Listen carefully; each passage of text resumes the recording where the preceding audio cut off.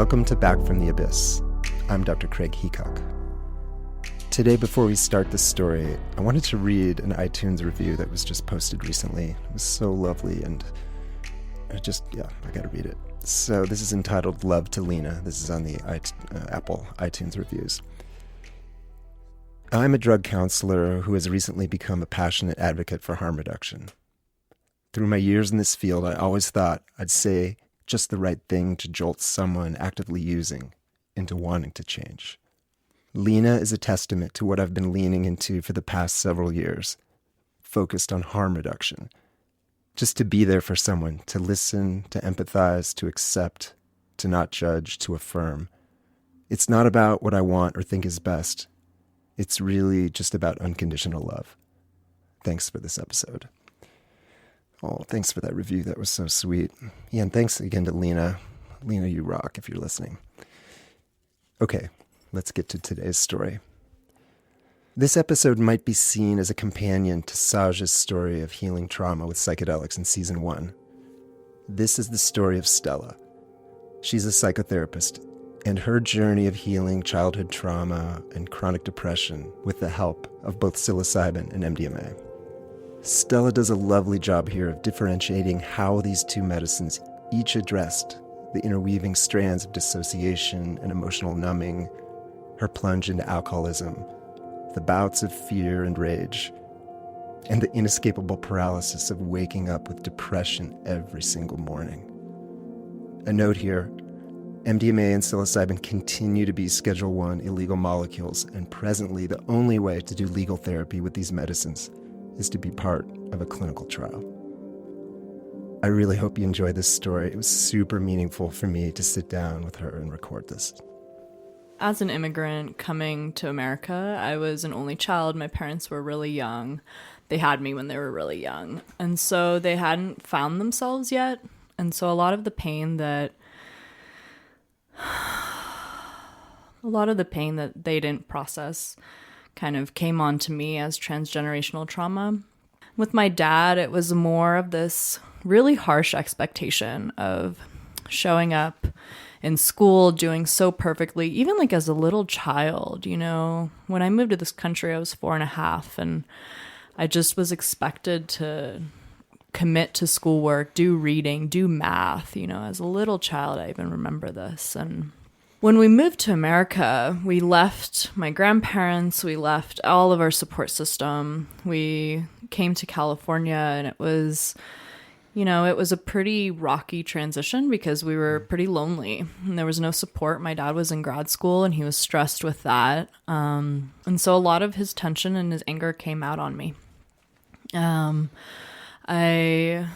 It was sort of riding the waves of, I would come home from school, I would be picked up by my dad, I would have to sit quietly in my room and do homework or work on something silently. So I was brought up to be very alone, have to take care of myself. You know, my parents, there was no emotional comforting. That didn't really exist, you know. After my dad would attack me, my mom would come in and kind of comfort me, but otherwise I was sort of left to my own devices. I think it was cultural, you know. It's just a very hard culture. It was very disconnected, very much a lot of alcohol abuse, just sort of like wearing black clothing. Everything was shut down. Everything was kind of brushed under the surface. And as a result, the population is very bitter, very, you know, talking a lot of crap about each other. And that's sort of the way that people relate, is like,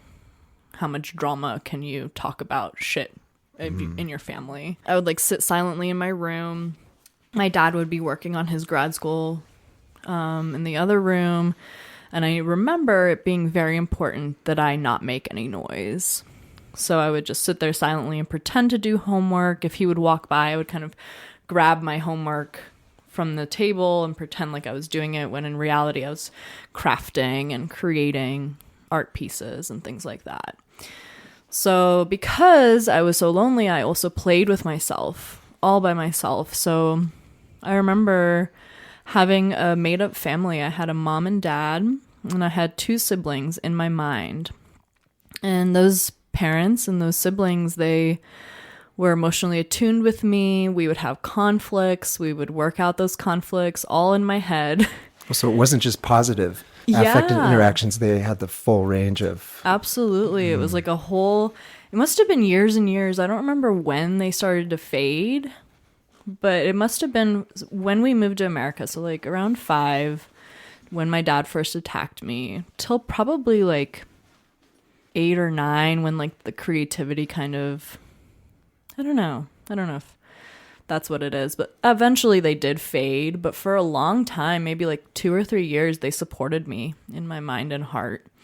They had names, they had whole characters, like, so I think that's sort of when I think back on my childhood, like that really describes the loneliness, because I was so alone that I literally created an imaginary family. You didn't really have friends or go to other families' houses? Or... You know, I did gymnastics. So when I was probably like 5.5 or 6, I started doing gymnastics. My mom was the coach, and I had friends there. And that was a huge resource, you know, from like 6 to 12, I went to gymnastics every day. So even if there was chaos at home, I would come to gymnastics practice in the evening. Sometimes I'd be almost in tears. But then I would have a really hard workout and I'd be around friends, and that would just discharge that trauma. And I would come home and I would always be more regulated. I was able to sleep. I did have nightmares. I did wet the bed quite often up until probably, I think the last time was when I was 10. So pretty late into childhood. So it sounds like your family, you were islands. Yeah. There's the island of your dad and of you and your mom, and nobody's really taking care of each other or noticing each other. Yeah, my dad and mom did not get along. I know that I always felt that, you know. And yeah, I mean, I would get affection and attention after an attack. My mom would kind of hold me and take care of me, but I don't think it was until later that I realized, like, why didn't my mom stop that from happening? You know, just that curiosity of, I mean, there was a few times when I remember her, like, trying to fight him, be like, what are you doing? You know, like, stop that. Like, I remember her kind of in the background, but he didn't listen. And most of the time, he was honestly my primary caretaker. My mom would be at work, and he would pick me up from school and feed me lunch and take care of me. And then... Could he be loving and kind to you ever? You know, like, not really that comes to mind. It was really disconnected. Like, he had my basic needs met, I guess, you know, but in terms of, like, being loving, that doesn't ring a bell.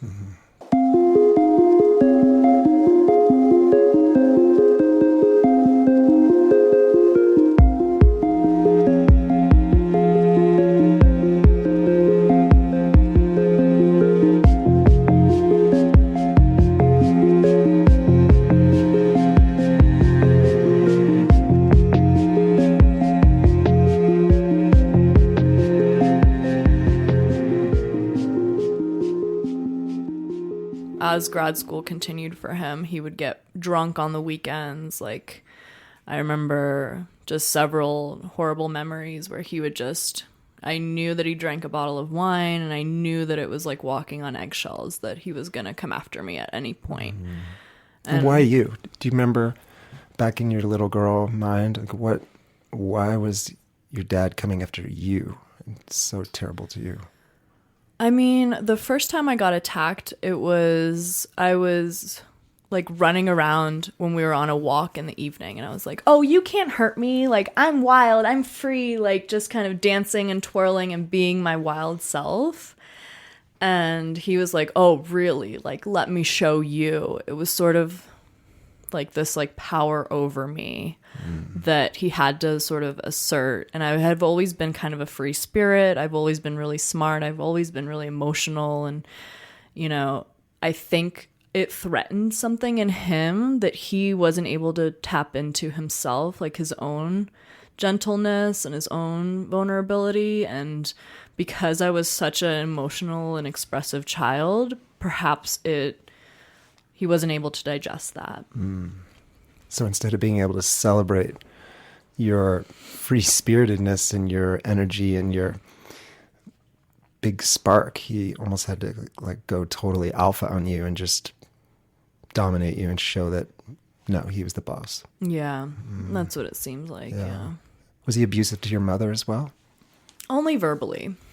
You know, I went to one grad school and then I had dropped out, and there was a psychoanalyst there, and he had proposed that perhaps my dad was attracted to me and he was fighting against that attraction. You know, as I was a teenager and started going through puberty, I could feel some sexual energy kind of being put towards me. I never got sexually abused. It was mostly just emotional and physical, but there was always like this sexual energy that was in my direction, which was really uncomfortable. So that's possibly true, but it's hard to say why me. Yeah. So you went back sort of oscillating between states of deep loneliness and fear and threat and explosive violence and more fear and loneliness, and just cycling through those. Yeah, like I would sit, I would get attacked, and then I would sit in the corner of my room. Sometimes, eventually I made like a space in my closet where I like put up little pictures, and I could just like bundle up and like hide there basically. But a lot of memories are like sitting behind the door in the corner, because in my culture it's like, oh, go sit in the corner and think about what you've done. And so that was always, the discipline. And so I would be sitting in the corner, and I remember tightening every muscle in my body and just like wanting to disappear. And then in the background, my dad is just like violently getting sick from drinking so much. And that's just that was a repeated memory over and over.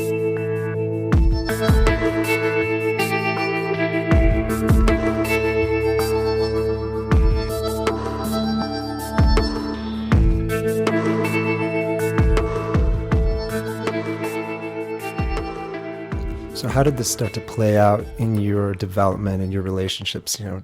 We start with this image of you as a little girl in your room and with your family, imaginary family, and now you're moving into puberty and adolescence. And what does that look like for you in terms of your ability to function in the world and go to school and have friendships and be a teenager? I was really insecure. When I was 12, we moved across the country because my dad got a job at a university.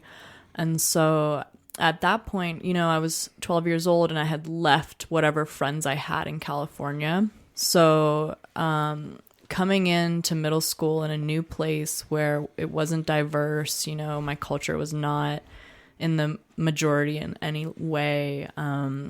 I got bullied because I was different. I had a different language. I dressed differently. And yeah, it was just, I was really insecure. I remember the first time, like, I had a group of girlfriends, and the one girl got mad at me because I was talking behind her back. And since English is my second language, I didn't even know what that meant. I was like, what do you mean talking behind my back and behind your back? And she was like, oh, you were talking to someone else about me behind my back. And I was like, what?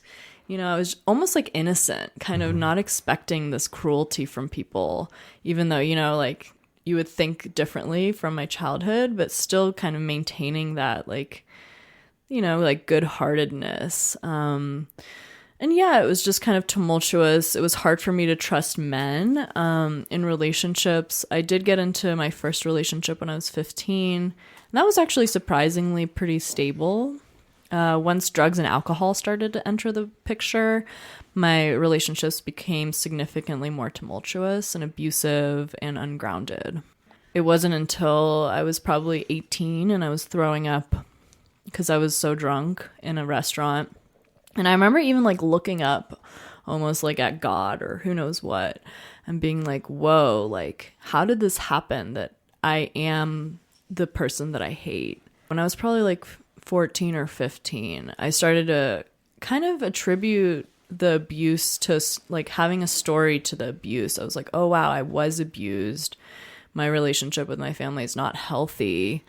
And that's when I became really rageful, and I just hated my parents. I hated my dad, especially. I kind of idolized my mom at that time, but even still, I just wanted to plow them over. I wanted to do whatever I wanted to do. I had my first boyfriend and he had a car, and I was like, just get me out of here. Mm-hmm.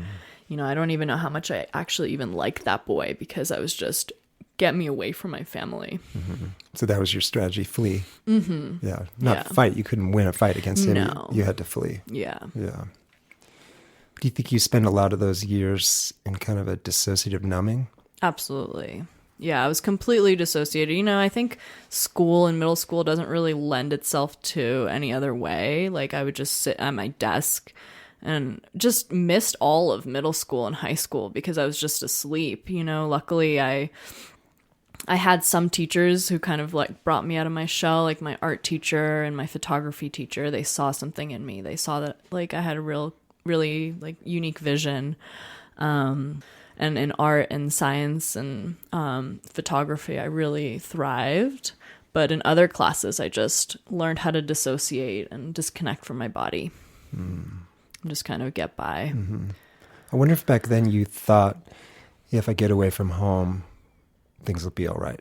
Like I just need to escape my family and then I'll be safe, I'll be fine, then I can live my life. Yeah, definitely. I was so excited to go to college. But that transition, while it got you away from some pain, you still carried a lot with you. Yeah, absolutely. And that alcohol, the drinking really brought up that rage in a way that it was just unmanageable. It was so wild. And when it first started, I didn't even know kind of like the root cause of it. Like I didn't attribute that to like my abuse. I would just go insane. You know, I would drink and I would hit my boyfriends. I would scream. I was just uncontrollable, completely feral and wild.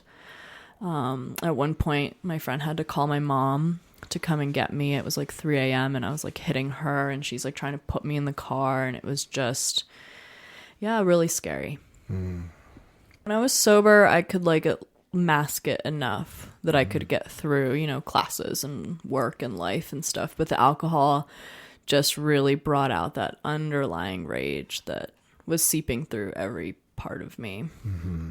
But still, you know, it's like I wanted this like power over men, power over relationships. Like I loved men and I hated them. I wanted to like almost like wrap them in and then just like bring them down. You know, I had this guy who I was really in love with, and we had an abusive relationship both ways. He would abuse me and I would abuse him. And I realized that, you know, what am I doing with this person who I genuinely do love? What is drawing me towards him? It was really confusing. And I knew it was related to my dad somehow. And at that time, I think I was 19 and I brought myself into therapy and found myself a therapist. And I told her, I was like, you know, I'm finding myself in the same position as my dad, and I know it's connected, but I don't know how to unwind it, and I don't know what to do, but I know that I'm very angry at my dad, and it makes me angry at every man. And it almost like I would act in a way that would elicit abuse. I would, you know, like just be push buttons and push them until they would snap and be like, oh, see, I told you I wasn't worthy. Like, I told you I deserved this.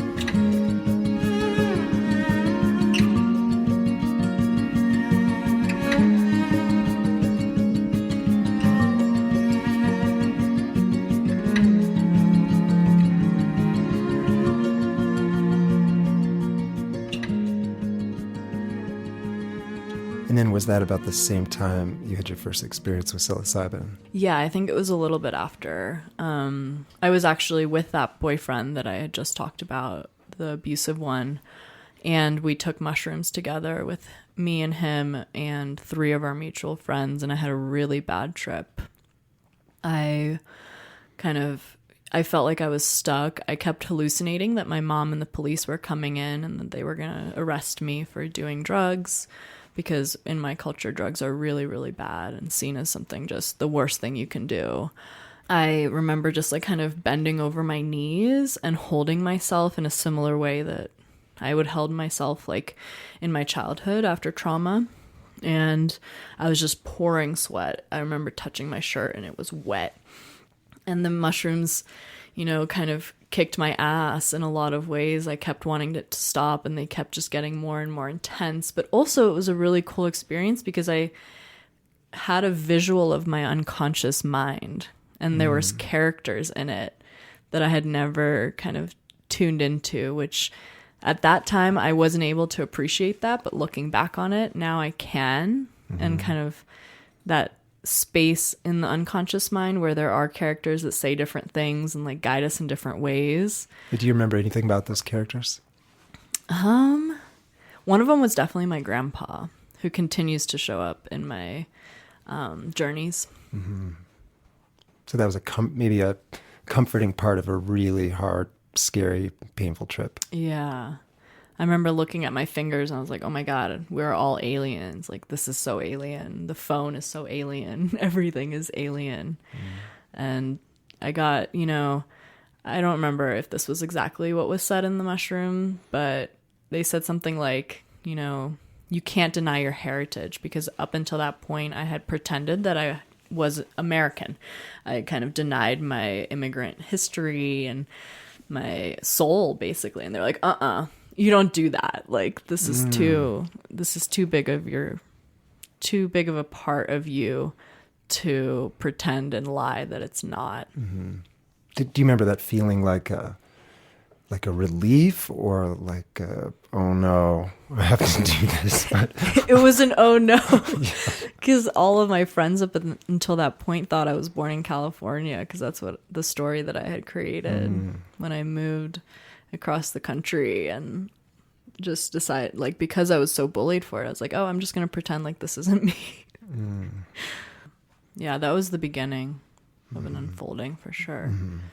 I remember looking into my eyes after I was down from the experience, and I was like, wow, thank God I made it through that, almost like I flipped a page on my life that I could try again, write a different story. I started meditating, so I did an Art of Living course. I joined my mom in yoga pretty regularly, like 2 or 3 times a week, and I just started taking a little bit better care of myself. I was still drinking regularly, and then I would come to yoga and just like pour sweat. And my yoga teacher expressed concern because she was like, this is pretty unusual. What's going on? I'm sure she could smell the alcohol coming out of me. But at that point, I wasn't quite ready to stop numbing myself. I'm constantly trying to get people to take better care of themselves. And so I just love this idea that you went through this really painful portal, and part of the result was you coming out saying, I need to meditate, I need to go to yoga. Even if you're sweating alcohol bullets during it, you're still going.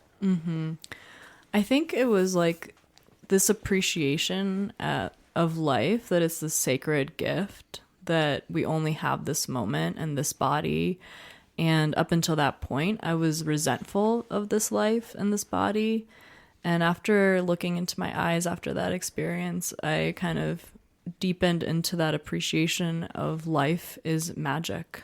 And I really wanted to know myself better. I wanted to grow. I wanted to have awareness. I wanted to live in a place that felt safe. And I knew that the only way through to that was to go through my body and to, explore what was going on in my mind.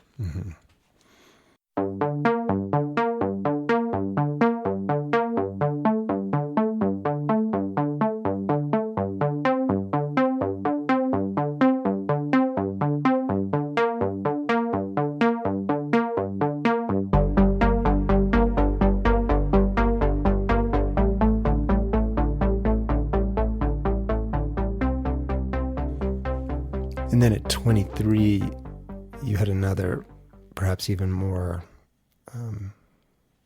earth-shattering kind of experience that reached deep inside of you. At 23, I had already had like a really strong meditation and yoga practice. I was doing that pretty much daily.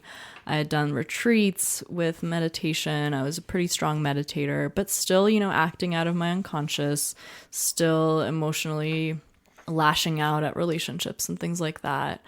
But when I was 23, I had my best friends and I took 3.5 grams of psilocybin, and I had what I now call my spiritual awakening experience. Basically, what came up first was this incredible insecurity that, like I had to take care of my friends and I had to like cater to them, and were they okay? And then the insecurity almost got like wiped out, and I had to lay down, and I got taken into another realm. And in that realm, it was, the mushrooms asked me, they were like, why are you taking a depressant every day when you're already predisposed to depression? And about the alcohol. And I had never thought of it like that. I didn't know I was predisposed to depression. I didn't know that like alcohol was a depressant that was actually fueling this part of me. And then what happened next was that the mushrooms actually like turned on every energy center in my body. Like I remember it coming from my root chakra, and just these bursts of energy moving up through my body, like opening my reproductive organs, opening my belly, opening my heart, opening my throat, opening my mouth. Every part of me started opening. And it was the most pleasurable experience ever, basically. Like I had never felt so much life force coursing through my body. And then they said to me, the mushrooms, they were like, see, life already feels good. You don't need anything. You don't need alcohol. You don't need weed. You don't need any drugs. Life already feels good. What have you been doing trying to like get to feeling good through all of these avenues outside of yourself? I saw myself in a cocoon, and the cocoon was like glittery and it was pulsating. And I got the message that I'm like being reborn. And then I started flying around and looking at these worlds that I had never seen before, but were familiar. So maybe in dreams, maybe in before I entered this world, I don't know, but they were worlds that were based on love, and that was the message that I got. And then they also said to me, death is just a transition, let go. And so the message I got was that, we're here to build these worlds based on love on this planet, on this earth.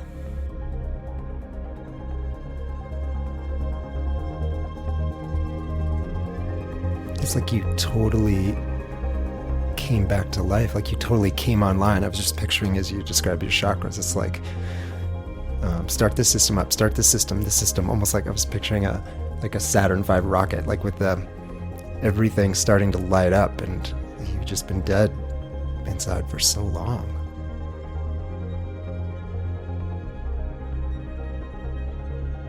Yeah, and I had this flash of this like painting that then I like put into reality, and I have it still in my house.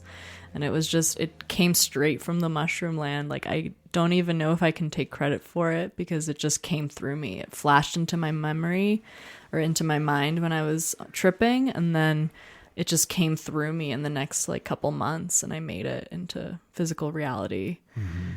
It was just unbelievable. And was this largely solo? I mean, were your friends kind of in their own journeys, or were they supporting you through this or checking in with you? Or was this largely you doing your own deep psyche dive?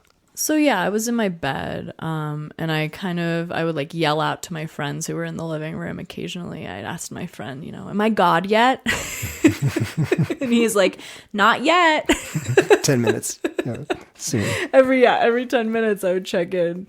It was pretty funny. And then at one point I remember crawling all over the floor and just like going and cuddling up on my friend, and that felt really nice. It was really safe, much safer than my first experience. Mm-hmm.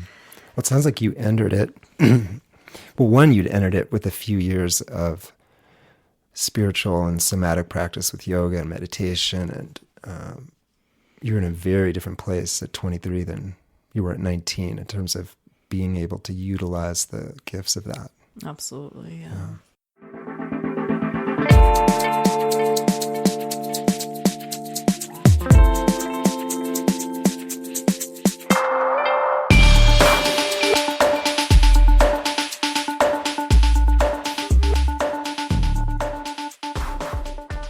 After that, I was working at a bar, so of course I went to have my drink after work one day, and I got hungover after one sip. I couldn't even smell the alcohol. I would immediately get a headache. So something with the psilocybin happened that made my body no longer compatible with alcohol, as if it had said, okay, you've done it. Like, this is it. This is the max capacity. Like, we cannot process any more alcohol. Probably physically, because my liver was probably not in great shape, and just emotionally, I just couldn't do it anymore, you know. They told me that alcohol was pretty much the opposite of life and soul, and so it just was no longer an option for me. I mean, that is fascinating, because it's not, in your description, it's not that the psilocybin experience took away your desire to drink, or you saying, okay, I don't need to self-medicate my trauma, or this is making me more depressed. It's that physiologically, metabolically, you couldn't drink. Right. Like something fundamental shifted. Yeah, I still don't know what. It was magic. Like, you know, we can study psilocybin. There's lots of studies happening, but that is magic. That is magic. From my perspective. Yeah. Wow. And then I'm imagining that could open up a space for all sorts of things. I mean, once you take alcohol off the table and everything that engendered, including the rage and the hangovers and just taking up so much time and wrecking relationships, and now you've got a whole space opened up. Mm-hmm. Yeah, absolutely. Shortly after that, I met my husband. Just out of fate, you know, he delivered a sandwich to my house and we started hanging out. And then a couple months after that, we got together and we journeyed quite a lot together. We did LSD, we did mushrooms, we really explored our own consciousness and grew a lot together. This session at 23 seemingly healed the alcohol issue, but it didn't heal the depression. It didn't heal the trauma necessarily. It took a really poisonous thing off the table, mm-hmm. and sort of rebooted you and brought you back to life. But then you were vividly alive and aware and joyful in some ways, but still depressed and traumatized. Yeah. I still witness like those toxic patterns come up in my relationship with my husband. I would get really, really jealous. I would get really emotionally reactive. I would lash out. I wasn't physically abusive anymore, but I was definitely still emotionally abusive, really manipulative. Like still those shadow parts were maybe not driving the bus anymore, but definitely made their presence known frequently. Mm-hmm. So maybe a month or two after the 23 psilocybin experience, I went to a festival and my husband gave me 2 tabs of LSD. And that was another really powerful experience where I really just kind of fell into the center of the earth is the only way I can describe it. I started seeing like the life force in every blade of grass, in every tree, in every person. I saw like the spinning ring of fire. I saw how everything was connected. Everything was all one. I remember, thinking that the hippies had it figured out all along. Like they always knew. And after that experience, I felt really like almost like seen by the universe and like looked after by source or God. I call it God, but it's not a Christian God. It's just the universe, the energy. And after that, I came out of it sort of like, wow, like I'm this depressed and I'm so lucky. How are other people doing in life and in the world when I am this lucky and I am this depressed? So that really kind of awakened a calling in me to help others. And I had already studied psychology. I had been on this path, but that was that was the catalyst for me pursuing a master's in counseling.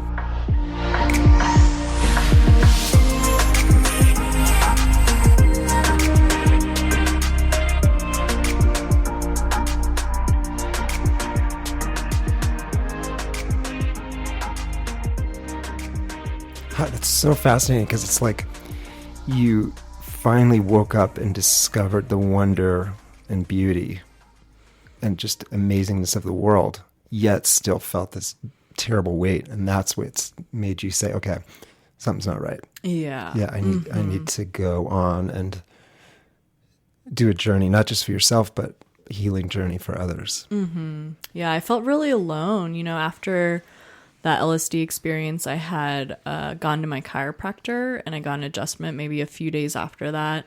And I started to have hives all over my body, starting at my base chakra, moving up every single chakra. And then the hives ended up spreading all over my body. And I had no idea what was going on. I called my chiropractor and he had no idea. When the hives started, I had the realization that my dad had done his best. And so how I conceptualized it was that, my cells were actually releasing all of this toxicity that I had been holding for 23 years of my life.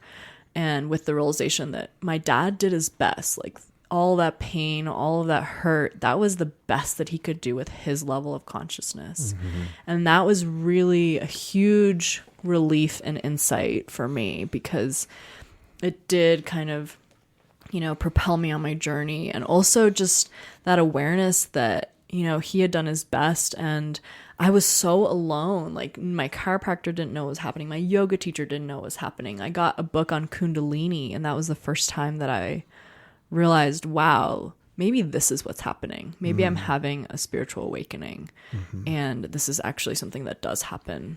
And in the rural part where I lived, it was just such an unheard of thing. What is spiritual awakening? And so it almost felt like a mission. I was like, I have to help others. I have to support others on their awakening journey. Mm-hmm. I still, at that point, I had taken a few years and I just kind of stopped talking to him and cut him out.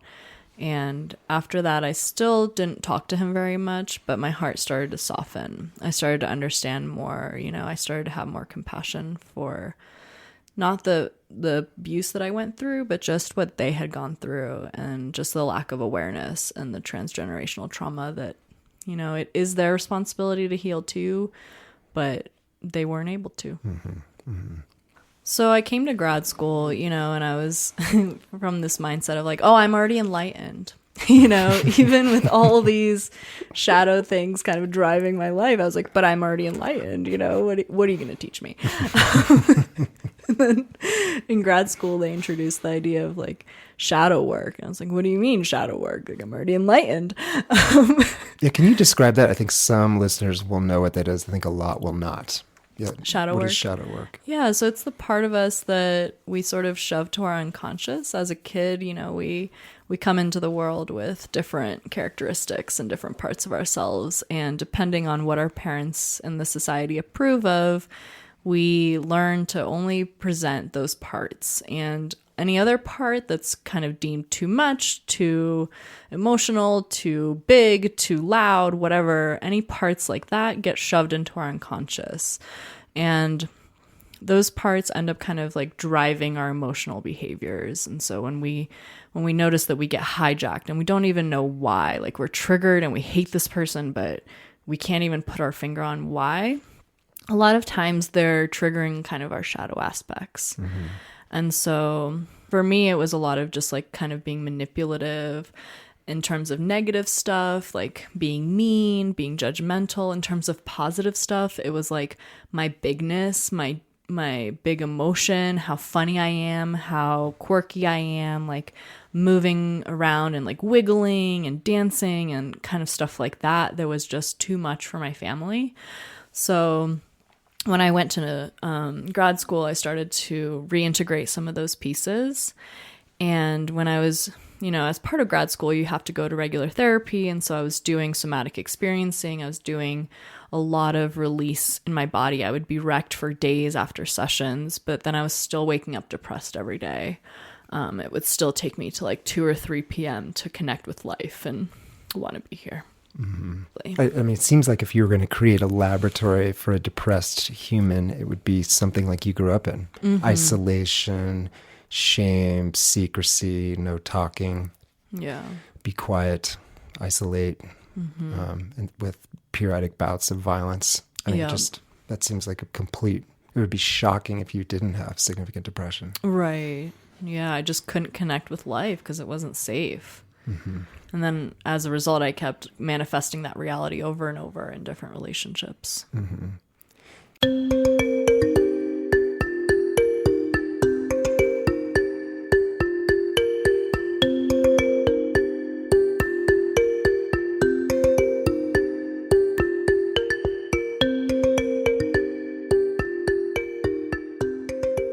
How did the MDMA work start for you, and what kinds of things did that catalyze?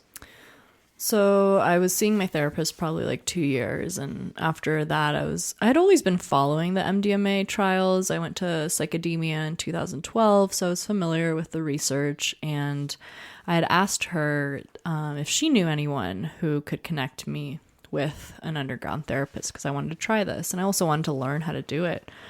And yeah, so she connected me with a guy who works underground, and I met with him, and I started my first my first session with him.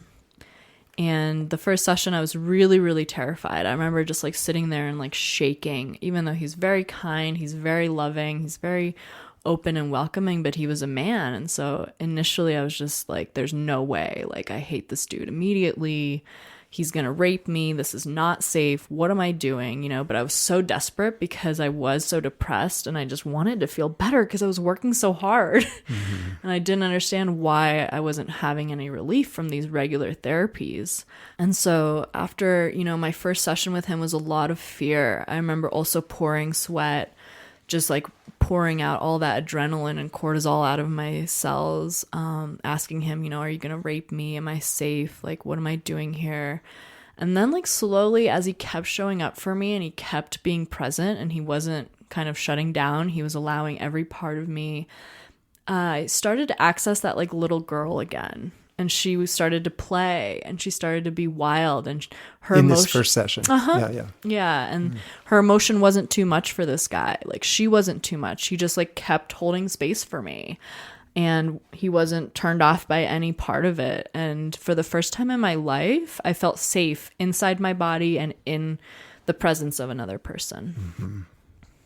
It's so fortunate that you had such an excellent ethical person, because as you know, in the MAPS trials, they have a male and female therapist for a lot of reasons. Mm-hmm. One for transference reasons, and 2 for safety. And so many people have been abused by men, and you have the really good fortune to have an underground therapist who is super ethical and safe. Yeah.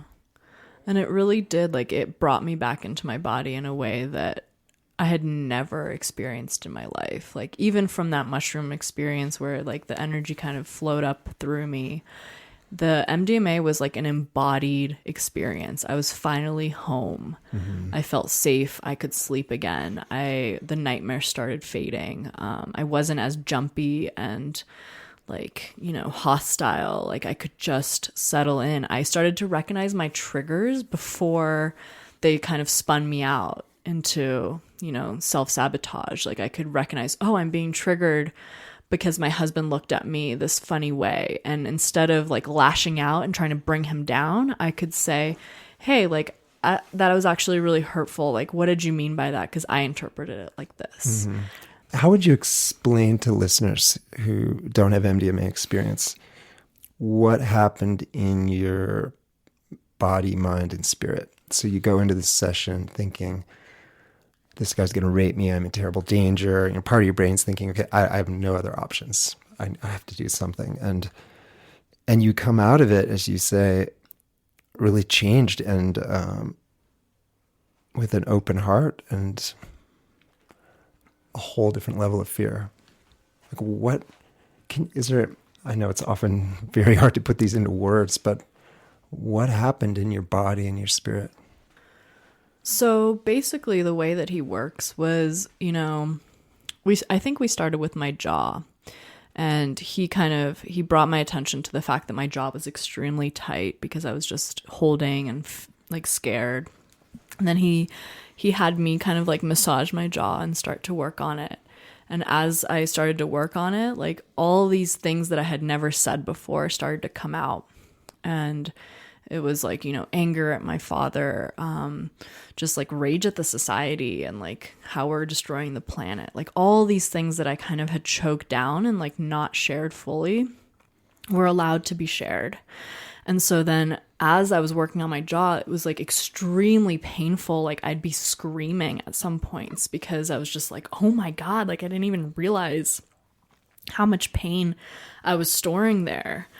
But the cool thing about that is that then when I went back into my life and I had jaw pain, it was no longer unconscious, because before the MDMA, it was all unconscious. And so I'd be just tightening and tightening and tightening. And I just didn't even notice it until I had that first MDMA experience.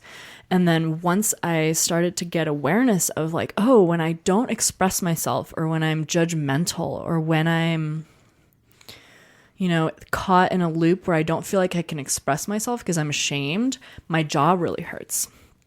And so I can stop that loop from happening in the day to day and like either bring awareness to my jaw, give it a little massage, or like express myself, like give myself permission to let go of that shame and move through whatever I need to move through. So just giving me that awareness of, oh, like this unconscious pattern of my jaw hurting is actually just like an emotional hiding that's kind of rooted in shame. I do remember like as I was processing trauma, like in MDMA and with my regular therapist, like there was always a lot of activation around my jaw, because that's like where I would tighten to sort of protect myself. And I would tighten it so much when my dad would attack me, and I was just like tighten my jaw and just like whisper like horrible things. So yeah, it was definitely trauma related. Mm-hmm. Was there any touch in this first session? Yes. Yeah. So, and then he asked, permission to like touch different parts of my body, like my hips really were sore and tender, and my calves also were. And he kind of informed me that was where we store fear and pain, and a lot of like emotional trauma was in our hips. And so as he was kind of like, I still had my clothes on and everything, but he was kind of digging his elbow into my hips, and I was just like screaming and wailing and crying, and like I had no idea. In the similar way to my jaw, I had no idea how much I was storing in my hips. And how he described it to me was that literally we're like releasing the hips and allowing serotonin and oxytocin to enter into these places where typically we would just like tuck away all of our emotional pain. Mm-hmm. And just bringing awareness to it, bringing touch to it, bringing more awareness to the fact that like, wow, how much do you store in your hips? And after that point, I really made it like, I almost didn't have a choice, because I would have to work my hips out almost daily, from like the, learning how to be a therapist and like picking up other people's garbage, picking up my own garbage. I would just incorporated more stretching into my hips and just more care for them. Mm-hmm. He built that trust, and I'm sure the MDMA helped, but he was just so solid and so loving that I was able to release into that. And at that point, I had nothing else to lose. And I was like, all right, like this is what I'm here. This is what I'm paying for. I might as well go all in. And at that point, it was probably like 2 or 3 hours in, I felt safe enough to let him touch me. Mm-hmm.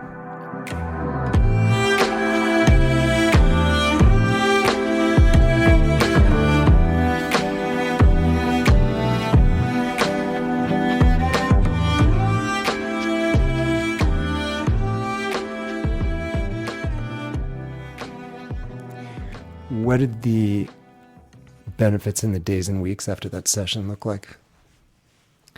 life-changing. Yeah, it was like the depression disappeared.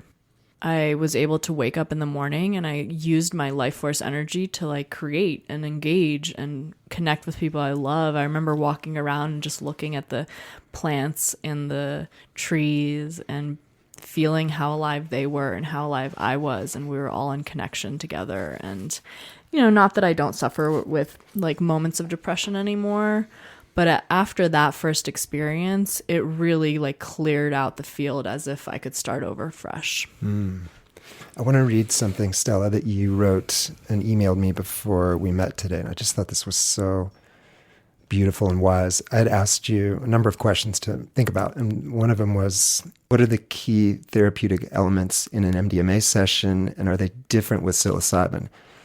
I just think this is so powerful. You said, I think for MDMA, it is all about rebuilding trust and reparenting.